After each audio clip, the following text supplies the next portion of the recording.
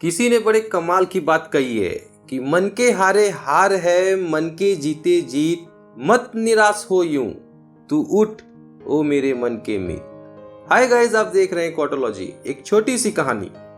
ये कहानी एक छोटे से राज्य की है जिस पर एक बड़े राज्य ने आक्रमण कर दिया था। बड़े राज्य की तरफ से युद्ध की ललकार आई थी।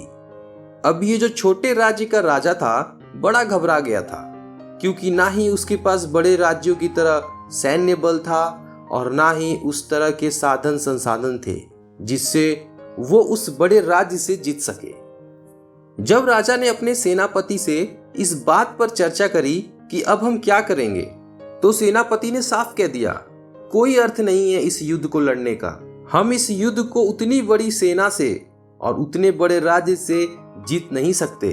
कोई अर्थ नहीं होगा इस युद्ध को लड़ने का, हम सब मारे जाएंगे। राजा बहुत निराश हुआ और वो बहुत दुखी हो गया। उसी राज्य के एक संत थे जिसको राजा बहुत मानता था। वो उनके पास गए, अपना दुख बताने लगे। बोले, मुझे बहुत तकलीफ हो रही है यूं बिना हारे हार मानने में। मेरे सेनापति ने तो यूं ही कह दिया कि हम जीत नहीं सकते।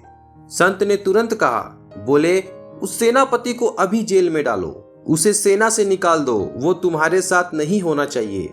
ऐसा सेनापति जिसने मन में हार मान ली हो, वो सेना को कभी भी नहीं जिता पाएगा।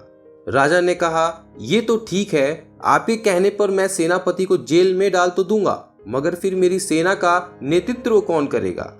संत ने कहा, मैं करूंगा। तभी राजा के मन में ख्याल आया कि ना ही ये कभी युद्ध पर गए हैं और ना ही ये कभी घोड़े पर सवार हुए होंगे, तो ये कैसे सेना का नेतृत्व करेंगे? लेकिन राजा के पास उस समय कोई और विकल्प नहीं था, कोई और ऑप्शन भी नहीं था। तो उसने उस संत को सेनापति बना दिया और सेना को युद्ध के लिए तैयार किया।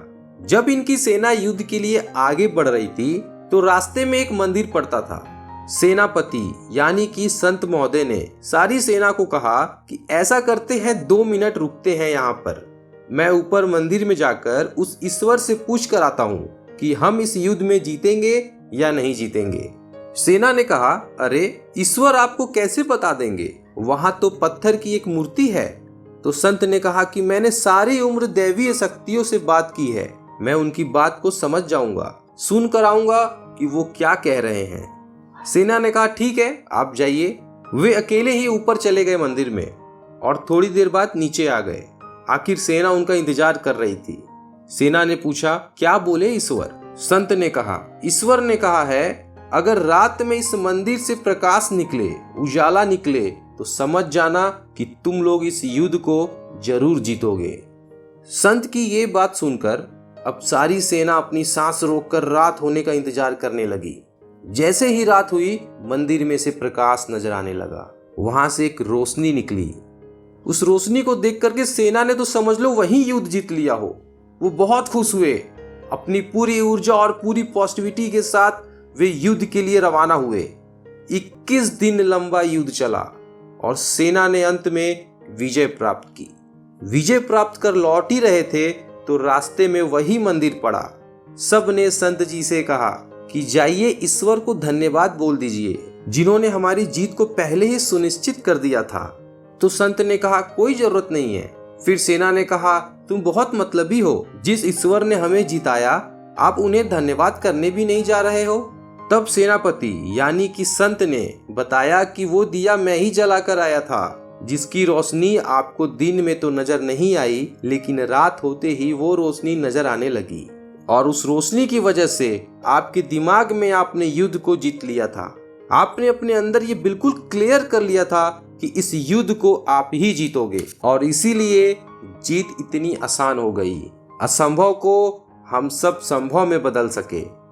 ये छोटी सी कहानी हमें सिखाती है कि जो भी हम सोचते हैं वही घटनाओं में बदल जाता है और लास्ट में वही हकीकत में बदल जाता है। तो अपने विचारों पर, अपने थॉट्स पर ध्यान रखें। आसपास बहुत नेगेटिविटी है, बहुत टेंशन जैसा माहौल है, लेकिन ऐसे में भी अगर आप पॉजिटिव सोच लाएंगे तो अपने आसपास सब कुछ पॉजिटिव कर पाएंगे।